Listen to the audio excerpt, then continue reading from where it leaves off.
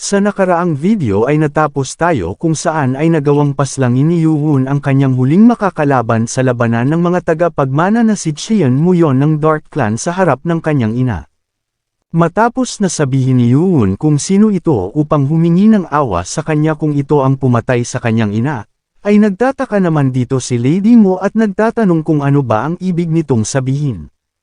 Nang may kinuha si Yuhun na isang liham, at inihagis ito kay Lady Mo.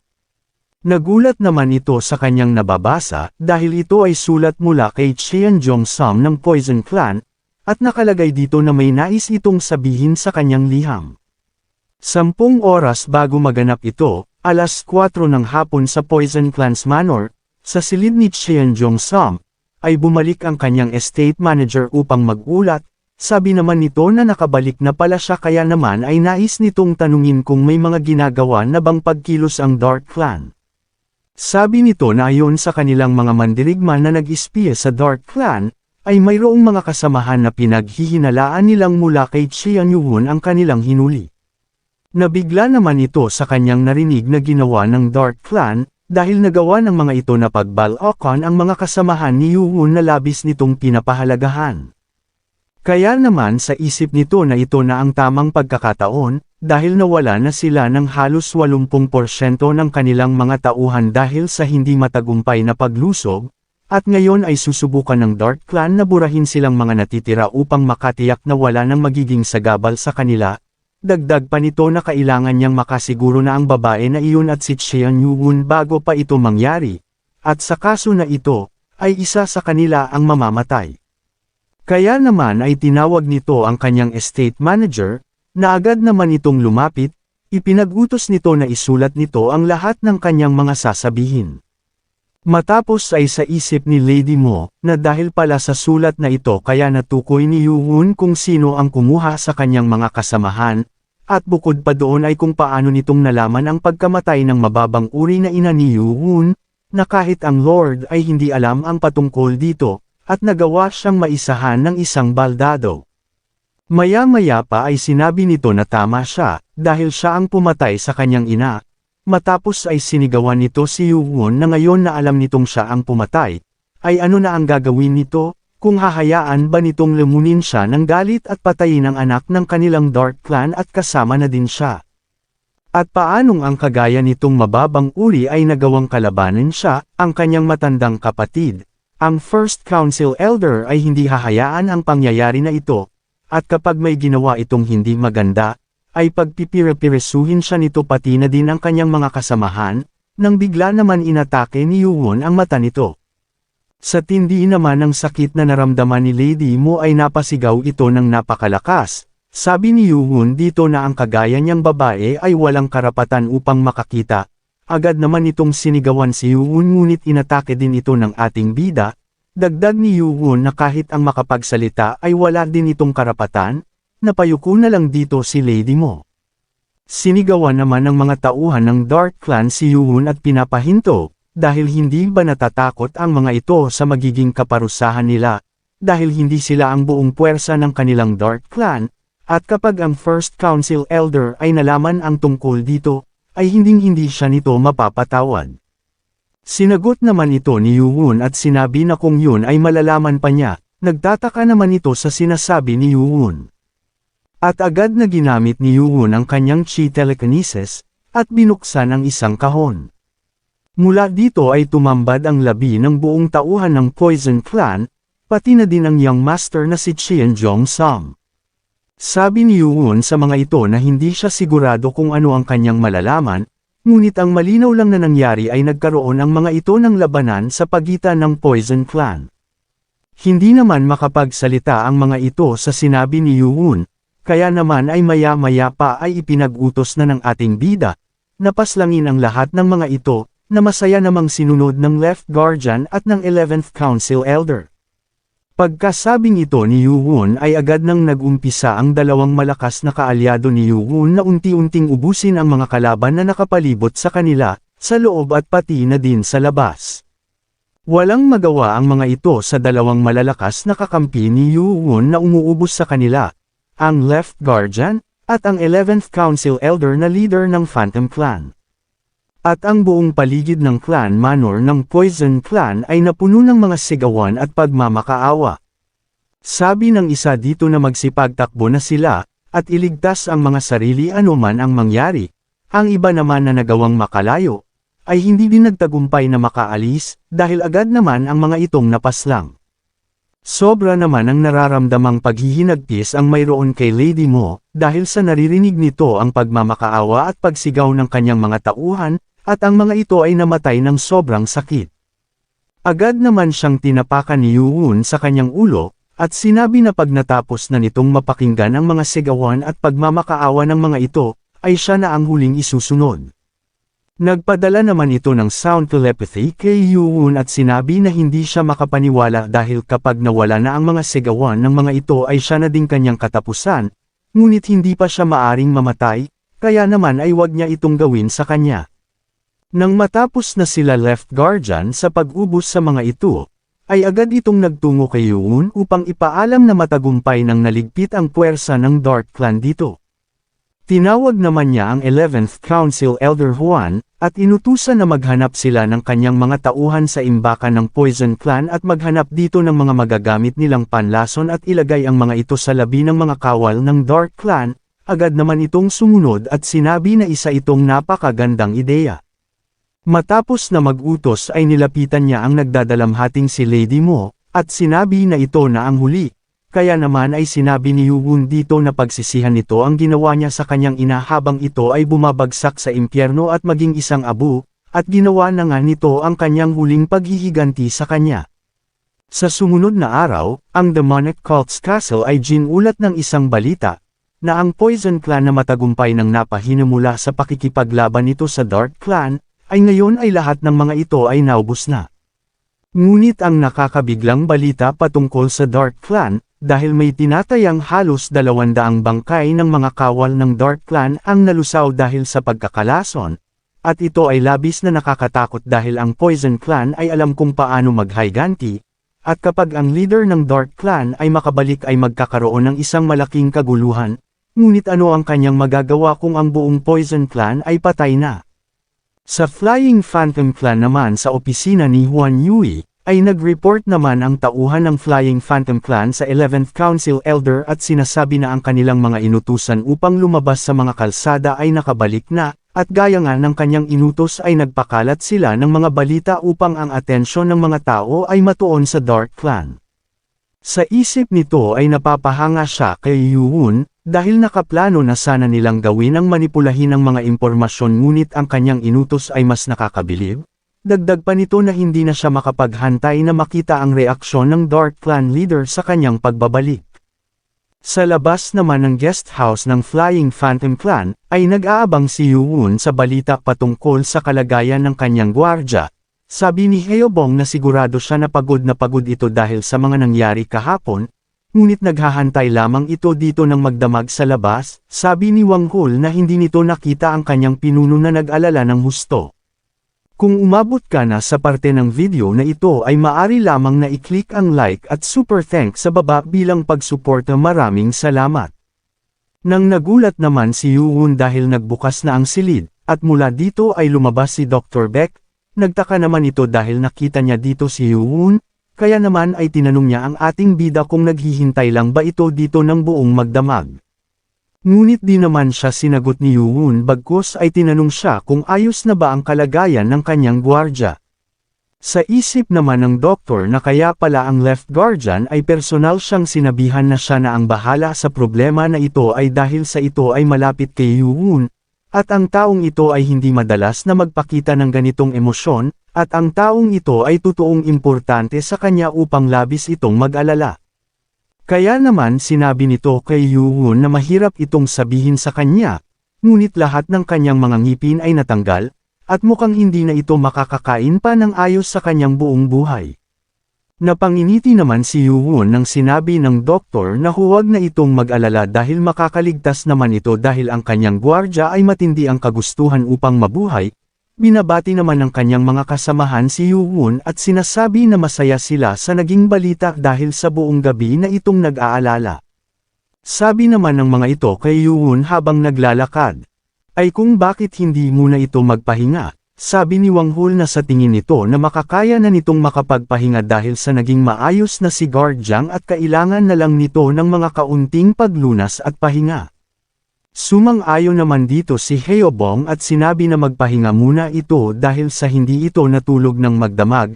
Sinagot naman sila ni Yuwon at sinasabi na sa tingin nito ay wala na siyang panahon para doon. Dahil ayon kay Council Elder Huan, ang Lord ay malapit nang makabalik sa kanilang demonic cult, at bago yun ay nais niya munang makasigurado ng dalawa pang titistigo sa kanya. Nagtataka naman ang mga ito dahil sa pagmamadali ng ating bida. Sabi ni Yuwon na dahil sa wala ang Lord at mga leader ng mga main clan ay madali lamang nitong napaslang si Lady Mo nang walang kahirap-hirap, ngunit kapag ang mga clan leader ay nakabalik na, ay hindi nila hahayaan na may gawin pa itong iba, kaya naman ay ngayon pa lang ay dapat na itong makapaghanda. Sabi ni Heobong na sa ngayon ay may 4 na council elder kasama siya ang nandito ngayon sa demonic cult. At dahil ang 11th Council Elder ay nagbigay na ng Jade Medallion sa kanya, ay sa tingin nito na ang 9th Council Elder ang pinakamadaling mapapayag. Sabi naman dito na pupunta sila sa 9th Council Elder kapag si Samachok ay nakapagpagaling na. Sabi naman ni Wang Hul dito na ang pinili nito ay ang 10th Council Elder, na sinang-ayunan naman ni Yuwon at sinabi na ngayon ay magtutungo sila sa Hazy Demon Sword Clan. Si Yeon Muhua ay ang nag-iisang babaeng Council Elder, bukod sa 4th Council Elder ng leader ng Sound Clan, ang Hazy Demon Sword Clan, ay tinatawag na clan ngunit sa totoo lang ay siya lamang ang nag-iisang martial artist sa kanyang clan, at ang kanyang clan manor ay pinapanatili lamang ng maliit na bilang ng mga katulong. Sinasabi na mayroong 2 tao sa loob ng demonic cult, na kahit ang Lord ay hirap na mapakisamahan dahil sa hindi masabing mga personalidad. Ang una ay ang 11th Council Elder Huan Yui, at ang isa ay ang 10th Council Elder na si Yeon Muhua. Ang 10th Council Elder ay hindi lumalabas ng kanyang clan manor hanggat hindi ipinag-uutos ng Lord, at hindi ito tumatanggap ng kahit na anong bisita, ngunit sa isang hindi masabing dahilan, ay kada ilang taon ay sinasabi na siya ay nakikipagkita sa mga leaders ng Sword Clan at Dark Clan. Nagtataka naman ito sa sinabi sa kanya ni Left Guardian. Sabi nito na ang mga ito ay palaging pumupunta sa labas ng kanilang clan castle, sa tuktok ng isang bundok malapit dito, sinubukan nilang magpadala ng mga tauhan upang manmanan ang mga ito dati, ngunit dahil sa bihasa ang tatlong ito, ay ang mga espiya ay di nagagawang makalapit sa mga ito. Ang mga pagkilos nito ay kaina-hinala ngunit hindi naman ito lumalabas ng kanyang clan manor. Kaya naman ay tinigilan na ng Lord ang magpadala dito ng espiya matapos ang 7 taon. Wala itong mga kasaling faction na masasabing sa kanya at mga nagawang kakaibang ambag, kaya naman ay nanatili lamang ito sa ibabang ranggo ng mga council elder, ngunit ang kanyang martial skill ay mas mataas pa kaysa sa kanya. Napasabi naman si Yuwon na mas malakas pa ito sa kanya, na sinang-ayunan naman ng Left Guardian. Dagdag nito na ang kanyang lakas ay hindi makakaila, ngunit sa kanyang pagiging misteryosong personalidad, ay mas madali kung ibang council elder na lang ang kanyang kausapin. Di naman nagtagal at nakarating na ang mga ito sa Hazy Demon Sword Clan, matapos ay agad naman na kumatok dito si Heobong at tinatanong kung may tao ba sa lugar na ito, may lumabas naman dito at tinatanong kung ano ang nagdala sa mga ito dito. Sinagot naman siya ni Heobong at sinasabi na kasama nila ang 12th Council Elder na si Chian Yuwon ng Demonic Cult, at naparito sila upang makita at makausap ang 10th Council Elder, kaya naman ay sinabi niya na agad nitong sabihin ito sa kanilang clan leader. Nagdududa naman itong tinitignan si Yuwon, sa isip nito na masyado pa itong bata upang maging isang Council Elder, sa isip naman ni Yuwon na tingin nito na alam niya na ang iniisip nito. Kaya naman ay inilabas na niya ang kanyang Jade Medallion upang maipakita, kaya naman ay sinabi nito sa ating bida na magmamadali na itong sabihin ngayon din. Maya-maya pa matapos nitong sabihin sa 10th Council Elder ang nais ng mga ito, ay malungkot naman itong lumabas. Humingi naman ito ng pasensya sa itatanong nito, ngunit sabi nito kay Yuwon kung ang Lord ba ang nagpapunta sa kanya dito, na agad namang sinabi ni Yuwon na hindi ang Lord ang nagpapunta sa kanya dito ngunit ang kanyang kagustuhan lamang. Pagkarinig nito ay sinabi niya na ang kanilang clan leader ay sinabi na hindi ito makikipagkita sa kanya kung hindi ito ipinag-uutos ng Lord. Sa isip naman ni Yuwon na kahit sana ay nagpakita lang ito sa kanya, kaya naman ay kailangan niyang gumawa ng ibang paraan, at sa tingin nito na mukhang kailangan nitong kuhanin ang atensyon nito bilang isang martial artist. Kaya naman ay agad itong nagpalabas ng malakas na aura sa kanyang katawan. Sa nangyari naman ay nagtataka dito ang kanyang mga kasamahan sa biglaang ginawa ni Yuwon. Huminto naman din ito agad, sa isip nito na hindi siguro posible ang makita ang 10th Elder gaya ng sinabi sa kanya ng Left Guardian. Dahil dito ay may gusto na lang itong ipasabi sa 10th Council Elder, kung ang landas ba na tinatahak nito ay kaparehas ng Dark Clan, at ng Sword Clan, sabi ni Yuwon na sabihin niya ito sa clan leader ng eksakto. Kaya naman ay sinabihan nito si Yuwon na maghintay lamang ng kaunti at sasabihin niya agad ito sa kanilang clan leader.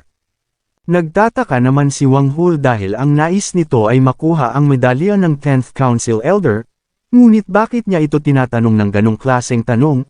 Sinagot naman siya ni Yuwon na nais lamang niyang malaman kung isa ba itong kaaway o hindi.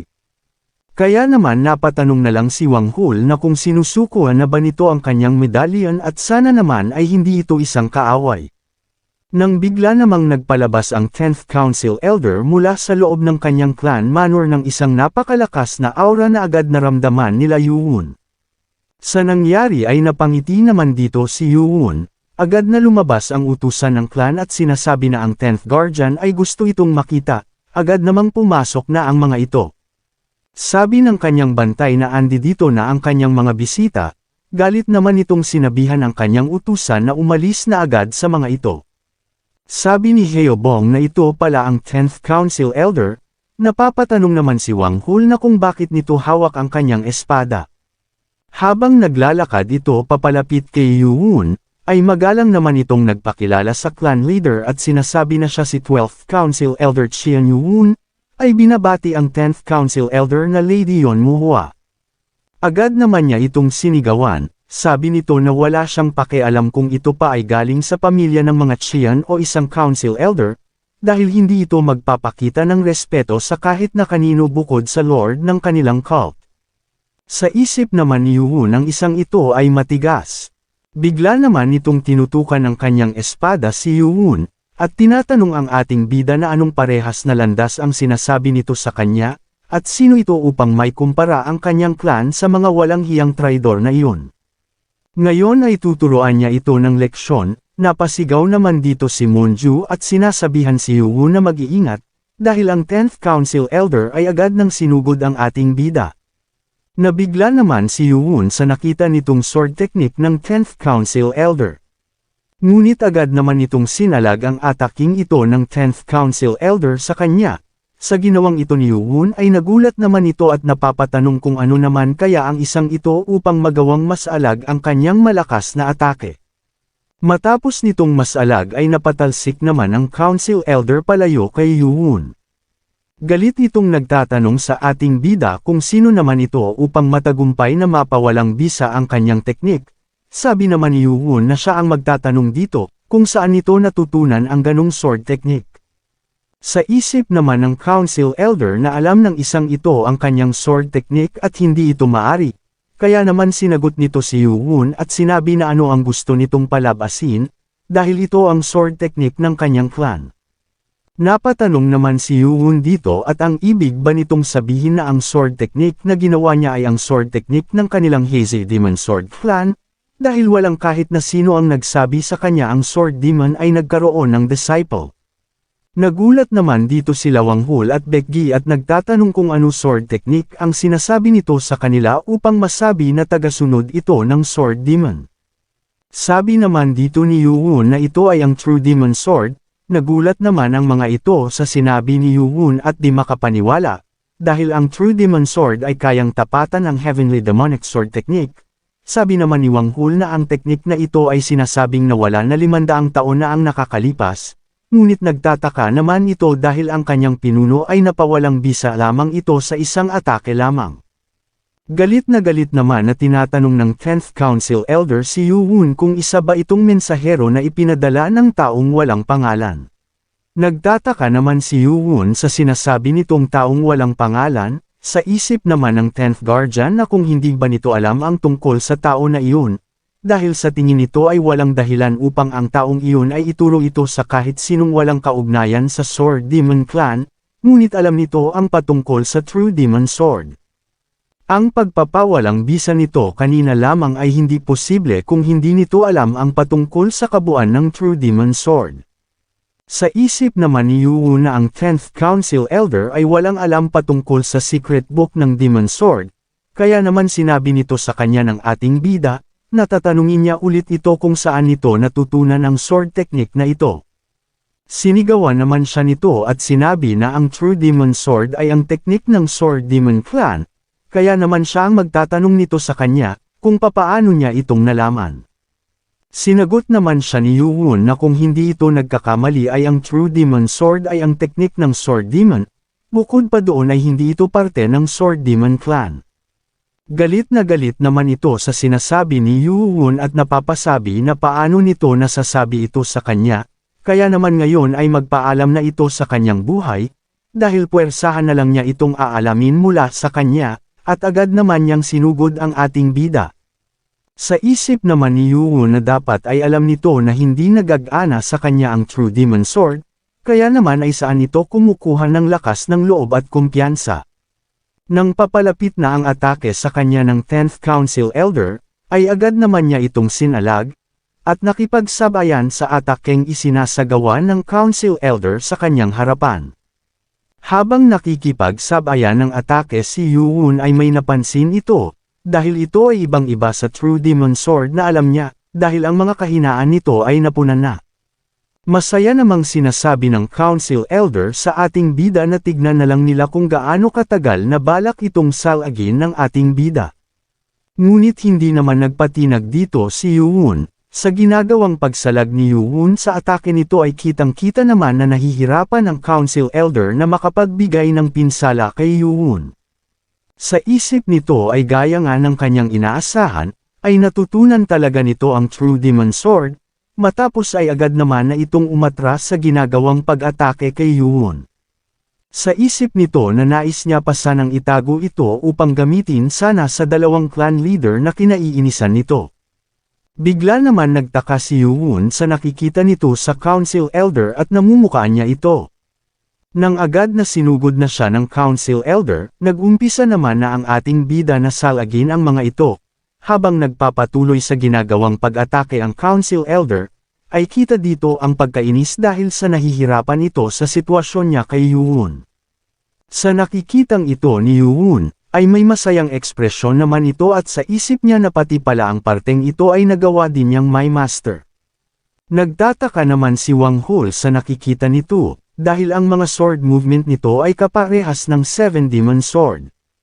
Nagugulat naman dito ang Council Elder dahil sa hindi lamang nito alam ang patungkol sa True Demon Sword, ngunit pati ang ganitong sword movement ay alam din nito, at nang may napansin naman ito, dahil ang sword movement nito ay kaparehas ng kanyang alam ngunit, ang pagkakaayos at ang kung paano nagpapatuloy ang teknik ay totoong iba, at sino naman kaya ang taong ito. Dahil dito ay sinagawa na nito ang kanyang atake kay Yu-Woon, ngunit matagumpay lamang niya itong naiwasan, ngunit nabigla naman ito dahil nagawa siyang makontra nito. Kaya naman ay naghanda na si Yu-Woon ng atake patungo sa 10th Council Elder, at matagumpay naman niya itong naisagawa upang magresulta sa pagkakatapon ng kanyang hawak na espada. Habang ito ay nagpapaikot-ikot sa ere ay sinugod ito ni Yu-Woon bilang ang kanyang pangwakas na pag-atake dito. Gulat naman dito ang Council Elder sa nakikita nitong paparating na atake sa kanya, kaya naman ay napasalag na lang ito, ngunit sa nangyari ay napabagsak na lang ito sa sahig. Nang makatayo ay agad itong tinutukan ni Yu-Woon ng kanyang sandata, at tinatanong kung nais pa ba nito na magpatuloy pa. Sa isip naman ng Council Elder na siguradong sigurado siya, na ang sword technique nito na isinagawa, ay kaparehas sa teknik na nakita niya sa taong walang pangalan. Kaya naman ay tinanong na ito ng ating bida kung sasagot na ba ito kung saan niya natutunan ang mga ganitong mga sword technique. Mariin naman na sinabi nito na hindi niya maaring sabihin ito, at kung gusto ng ating bida ng kabayaran sa kanyang pagkakatalo ay handa itong maputulan ng kanyang braso at ibigay dito. Sa isip naman ni Yuwon na sa nakikita nitong pagiging matigas ng council elder na ito, ay mukhang konektado ito sa tao na sinasabi niyang walang pangalan, kaya naman ay ano na ang gagawin niya sa sitwasyon na ito. Kaya naman ay sinabi dito ni Yuwon na may ba sila ng usapan, dahil ang gusto lang nitong malaman ay kung may relasyon ito sa Sword Clan o ng Dark Clan. Naiinis naman itong sinasabi kay Yuwon na kung anong relasyon ba ang tinutukoy nito. Sinagot naman ito ni Yuwon dahil ang mga ito at siya ay hindi maganda ang relasyon sa isa't isa. Napatanong naman ito dito kung siya ba ang ikapitong young master ng demonic cult. Sabi naman ni Yuwon dito na mukhang kilala na pala siya nito. Sabi nito sa ating bida na ilang beses na itong nababanggit sa mga pagpupulong nila dati ng mga council elder noong siya ay isinilang. Sa isip naman nito kaya ba niya ito tinanong siya kanina ng ganun ay upang malaman kung kaanib ba siya ng dalawang clan na ito, at mukhang di sila nagkaintindihan dahil sa kanyang init ng ulo. Kaya naman pagtayo nito ay sinabi niya kay Yuwon na maaring may relasyon nga siya sa mga ito, at ito ay isang hindi tinadhanang magandang relasyon. 500 taon na ang nakakalipas, ang Sword Demon ay may 3 disciple. Si Mujurang, Yu Hongsu, at Qiang Qian, dahil ang Sword Demon ay naglaan ng sobrang katapatan sa Heavenly Demonic Cult sa kahit na ano paman, ay nagplano ito na kuhain ang pinakamagaling lamang sa 3 bilang isang Demon Sword Disciple, dahil ang Demon Sword Clan ay may tradisyon na pagpapasa ng teknik sa iisang tao lamang. At mula doon ang 2 natitira ay magsisilbing bantay para kay Qian Muhua, na Lord ng panahon na iyon. Ngunit, si Qiang Qian at Mujurang, na nagpamalas ng sobrang talento ay naging mga ambisyoso, at nagplano na pakasalan ang Lord sa pamamagitan ng paggamit sa suporta ng iba't ibang mga mid-sized clan. Sa sobrang galit at pagkadesmaya dahil sa kanilang mga naging aksyon, ang Sword Demon ay inabandona ang lahat ng mga kandidato para sa kanyang magiging disciple, at naniniwala na ang kanyang katanyagan ay nagresulta lamang sa kanyang mga estudyante na mag-ambisyon ng mga maling bagay. Dahil sa dalawang ito ang kanyang ninuno, Yon Hongsu, ay nauwi sa pagkakahuli sa isang labanan ng mga ito, at nagpupumilit na ipagpatuloy ang lahi ng Demon Sword Clan. Ngunit kahit na ito ay ipinatapon na, ay hindi pa din ito nakalimutan ang Sword Demon, dahil sa ang Sword Demon ay hindi nakapili ng opisyal nitong disciple bago ito namatay, ang lahi ng Demon Sword Clan ay dito na din nagtapos. Pagtapos nito ang kanyang ninuno ay nagtayo ng panibagong Demon Sword Clan at itinalaga ang kanyang sarili na tagapagmana ng Sword Demon. Ngunit hindi ito kinilala ng mga council elder dahil sa kanyang pagkakatalsik. Bukod pa doon, ang council elder na hindi kinilala ang kanyang ninuno, ay kinilala ang Sword Clan na itinayo ni Qiang Qian at ang Dark Clan na itinayo ni Mujurang, na tagapagmana ng Demon Sword Clan. Ang kanyang ninuno ay nagprotesta ng may sobrang galit habang sinasabi na hindi niya ito matatanggap, ay nauwi sa kanyang pagkakakulong ng 10 taon sa pag-iinsulto sa mga ito na sa panahon na iyon ay parte na ng pamilya ng Lord, at nang ito ay mapakawalan, ang dalawang clan ay mas naging malakas pa para sa kanya upang may magawa pa. Sa galit, ang kanyang ninuno ay itinayo ang Hazy Demon Sword Clan upang maitama ang lahat, at mayroon itong 3 kahilingan. Ang una ay makuha ang pagmana ng lahi ng Demon Sword Clan at maibalik ang nawalang dangal ng Sword Demon. Ang ikalawa ay ang tuluyang maibalik ang Sword Demon Technique, ang True Demon Sword. Nagtataka naman dito si Yuwon, dahil kung ito nga ay ang True Demon Sword, ay alam na nito kung bakit halos 500 taon pa ito bago na isaayos. Ngunit hindi nito na ipaliwanag kung paano nito nalaman ang 24 Demon Sword, na ginawa matapos na labanan ang Blade God at magawang maanalisa ang Destructive Sword Technique. Dagdag pa nito na ang ikatlo ay ang katapatan sa Lord ng Demonic Cult, gaya ng hinihiling ng Sword Demon, upang makalaya ang Demonic Cult sa mga mapagsamantala, gaya ng Dark Clan at Sword Clan. Naintindihan naman ni Yuhun ang lahat at ito ay kagaya ng sinabi sa kanya ng Left Guardian, na ang mga disciple ng Sword Demon ay mga ambisyoso, ngunit mayroong isa sa mga ito ang naghangad na mapunan ang kagustuhan ng Sword Demon, at nagawang maipasa ang kanyang hangarin sa kanyang lahi, at nasupresa siya sa katapatan ng mga ito na nagtagal ng 500 taon. Kaya naman ay sinabi dito ni Yuhun na ang Hazy Demon Sword Clan pala ang tunay na tagasunod ng Demon Sword Clan. Di naman ito makapaniwala dahil naririnig niya mula dito ang kung ano ang ninais ng kanilang clan sa loob ng mahabang henerasyon. At di nito alam kung gaano katuwa ang mararamdaman ng kanyang ninuno kapag narinig nila ang ganito. Kaya naman ay sabi ni Yuhun na nais nitong humingi ng pabor sa 10th Council Elder ng Demonic Cult at agtunay na tagasunod ng Demon Sword Clan, kung maari ba itong maging testigo para sa kanya upang ito ay makaakyat sa pagiging Vice Lord ng Demonic Cult, at kapag naging testigo ito sa kanya, ay ipinapangako nito na ang 6 na major clan ay hindi na magagawa pang makontrol ang buong Demonic Cult. Kung umabot ka na sa parte ng video na ito ay maari lamang na i-click ang like at super thanks sa baba bilang pagsuporta. Maraming salamat. Napapatanong naman siya kung magagawa ba ito ng ating bida, at kung ganun lamang ito kadali upang sabihin, ay matagal na sana itong nagawa. Nang bigla namang sumingit si Haobong dito at sinasabi na ang kanilang pinuno ay hindi nagbibiro, dagdag pa nito na ang Poison Clan ay tuluyan ng nabura, at ang mga miyembro ng Dark Clan na sumugod dito kasama na si Lady Mo ay napaslang. Sa sinabing ito naman ni Haobong ay gulat na gulat ang 10th Council Elder at napapatanong kung totoo ba ang lahat ng mga sinabi nito, at tumanggo naman dito si Yuhun. Sabi nito sa Council Elder ay magiging diretsyo na ito sa kanya, na kapag nangako ito ng katapatan sa ating bida ay tutulungan niya itong maging opisyal na tagapagmana ng kagustuhan ng Demon Sword. Nagtatanong naman ito kung ano ang gusto nitong sabihin sa kanya, kaya naman sabi ni Yuhun dito na ang sinasabi niya ay opisyal nitong ipapasa sa kanya ang Sword Demon's martial art. Nagalit naman ito sa sinabi ni Yuhun at sinasabi na paano nito magagawa ang bagay na pagpasa ng Sword Demon's martial art. Tinanong naman siya nito kung alam ba niya kung bakit ang Demonic Academy ay itinayo. Ang tunay na layunin ng Demonic Academy ay upang makapag-cultivate ng tagapagmana ng Sword Demon. Ito ay ang kanyang plano kaya naman ang taong magawang makapasa sa ika-6 na pagsusulit ay makukuha ang secret book kasama na ang lahat ng mga teknik ng Sword Demon.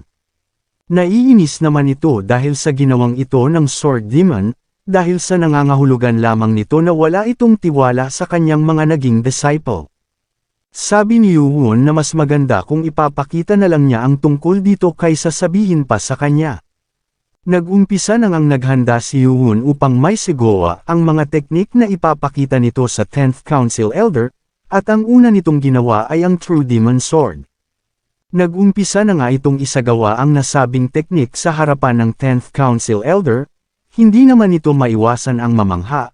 Sa isip niya ay ito ay ang kompletong True Demon Sword ng Sword Demon. Ang sunod naman nitong ipinakita ay ang 24 Demon Sword, the first technique, na mangha naman dito si Wang Hul dahil sa mas perpekto ito at mas malakas kumpara sa ipinakita nito kanina lamang, napasabi na lang ang council na ito pala ang totoong 24 Demon Sword, at ito ang solusyon sa lahat ng nararamdaman nitong pagkabahala. Nagtaka naman si Moonju sa sunod na ginawa ng Council Elder, dahil bigla itong umupo upang mag-meditate. Sa isip naman nito na ang bagay na hindi nito maramdaman kahit papagbuhusan niya ito ng lahat ng kanyang panahon, ngayon ay malinaw na para sa kanya, ang tunay na hangarin ng Sword Demon. Nang bigla naman itong nagpalabas ng mga kakaibang aura sa paligid, sabi ni Wang Hul na ito ay ang 5G unification. Sa isip naman ni Yuhun na nagkaroon ito ng pagkaunawa na kailangan upang maging true Grandmaster, ganito din kaya ang nangyari sa kanya sa Demonic Library. Nang bigla naman may umatake sa 10th Council Elder na agad naman na nakita ni Yuhun, matagumpay naman itong nasalo ni Haobong, at napasabi na ang isang ito ay isang poison dart. Agad naman na sinugod ito ni Wang Hul dahil sa pagkakakita kung sino ang may gawa nito, agad din naman niya itong nahuli, at isinubsob sa sahig. Sabi ni Wang Hul na huwag na itong pumapalag pa dahil hindi na ito makakatakas. Nagulat naman ito nang pagtingin niya, ay mayroon pa bukod sa hawak nito. Nang bigla naman na may kinagat ito sa kanyang bibig, na nagresulta sa pagkakamatay nito. Kaya naman ay agad niya itong sinabi kay Yuwon. Sa lugar naman na kinatatayuan ni Yuwon ay may hawak itong isa pa. Nagtataka naman ang isang ito, dahil hindi niya magawa na maisarado ang kanyang bibig. Nang biglang binunot ni Yuwon ang isa nitong ngipin, matapos na matanggal at makuha ito ay inutusan niya ang kanyang mga kasamahan na magsagawa ng isang defensive formation sa paligid ng 10th Council Elder, na agad naman na sinunod ng tatlo. Kinausap naman ng ating bida ang isang may kagagawan ng pag-atake sa Council Elder, at sinasabi na mayroon pala itong lason na nakalagay sa kanyang ngipin, at mukhang balak nitong magpakamatay gamit ito, at dahil sa kailangan pa nitong sumagot sa kanya ay aalisin nito ang kanyang Nuchi pressure point. Nagtanong naman ito kung sino ang nagpadala sa kanila dito, sumagot naman ito at sinabi na hindi niya maaring sabihin ito sa kanya. Ngumiti naman ito at sinabi na inaasahan na niya ito mula sa kanya, kaya naman ay ibinalik ulit nito ang kanyang Nuchi point. Sabi dito ni Yuwon na hindi nito magawang sumagot dahil sa isa itong espiya. Bigla naman itong nakaramdam ng takot sa ating bida. Nang bigla namang binali ni Yuwon ang isa nitong daliri gamit ang chi telekinesis, sabi nito na dahil sa ayaw nitong magsalita ay babaliin nito ang kanyang mga buto isa-isa, at kapag nagbago na ang isip nito ay igalaw lamang nito ang kanyang mga mata ng taas at baba, ngunit sigurado itong hindi siya aamin dahil sa isa itong espiya. Kaya naman ay binali niya ulit ang isa nitong daliri, kitang-kita naman ang tindi ng sakit na nararanasan nito. Habang binabantayan naman nila Hyobong at Moonju ang 10th Council Elder ay may napansin ito na nangyayari sa muka ng Council Elder. Sa isip naman ni Yuwon habang nagmamasid ay isa itong body reconstruction. Maya-maya pa ay may lumabas ditong isang liwanag. Nagtataka naman si Hyobong kung ano naman kaya ang nangyayari dito. Nang matapos ay nasilayan nila ang Council Elder na nagbago ang kanyang itsura. Agad naman itong nagtungo sa kinaroroonan ni Yuwon, at biglang napaluhod. Matapos ay sinabi nito, na siya si Yeon Muhwa, leader ng Hazy Demon Sword Clan, at ang 10th Council Elder, ay nangangako ng katapatan sa tunay na tagapagmana ng Sword Demon na si Young Master Chian Yuwon. Namamangha naman ang dalawa sa nakikita nila, dahil matapos ang body reconstruction ay nagmuka itong parang nasa 20 taong gulang lamang. Sabi naman dito ni Hyobong na ang Council Elder yon ay napakaganda noong kabataan nito. Masaya naman dito si Yuwon dahil sa wakas ay mayroon na itong dalawang titistigaw sa kanya. Sa isip nito na ayon kay Left Guardian na ito ay may malakas na martial arts skill at ngayon ay isa na ito sa kanyang mga taga-sunod. Sa loob ng Hazy Demon Sword Clan Library, ay agad na nagtungo ang mga ito. Nagagalit naman ang Council Elder dahil ang mga nagtrabaho sa kanya sa loob ng 10 taon ay mga espiya pala, at hindi nito mapigilan ang magalit ng sobra. Nagtanong naman dito si Yuwon kung maari ba itong magtanong kung anong nangyari sa pagitan ng mga ito. Sumagot naman ang Council Elder dito at sinabi na halos 8 taon na ang nakalipas. Isang gabi ay nagpakita ito sa kanya habang ito ay nagsasanay sa kanyang manor. Ito ay nakatago sa maskara, ngunit hindi nito naitago ang kanyang matalinong mga mata, at dahil sa hindi nito hahayaan na may ibang makapasok sa kanyang lugar ay nilabanan niya ito. Ngunit natalo lamang siya gamit ang isang teknik. Mula doon ay sinabi nito sa kanya na nagawa nitong maingatan ang True Demon Sword ng maayos, at kung gusto nitong maipagpatuloy ang kasaysayan ng Demon Sword Clan, sa loob ng 4 na araw, sa hating gabi, ay magpunta ito sa tuktok ng Oyun Peak, na nakapwesto sa timog kanlurang bahagi ng Shiwan Mountain, at matapos ng mga salita nito ay nawala din siya kaagad. At dahil sa inibon nito ang kanyang boses ay hindi nito nakilala kung sino ito. Matapos ng mahabang pag-iisip, ay umakyat ito sa Oyun Peak. Hindi nito kayang maipagsawalang bahala matapos nitong makilala ang True Demon Sword at mabanggit ang Demon Sword Clan. Ngunit nang makarating na ito sa tuktok ay may mga hindi siya inaasahan na makita dito. Dahil naghahantay din dito ang leader ng Sword Clan, na si Kyung Bonggi, at ang leader ng Dark Clan, na si Mujin Won. Ngunit ang pagtataka nito kung bakit ang dalawa ay nandoon din ay hindi nagtagal, dahil ang taong nakamaskara ay agad din na nagpakita. Kaya naman ay sinigawan ito ng clan leader ng Sword Clan at sinasabi na sino ba talaga ito upang tipunin sila gamit ang pagsasabi ng Demon Sword Clan. Sumagot naman ito at sinabi na hindi na nila dapat pang malaman kung sino ito. Nagtanong naman ang clan leader ng Dark Clan kung ano ang itatawag nila dito. Sinabi naman nito na kung gusto talaga nilang tawagin ito, ay tawagin na lang nila itong taong walang pangalan.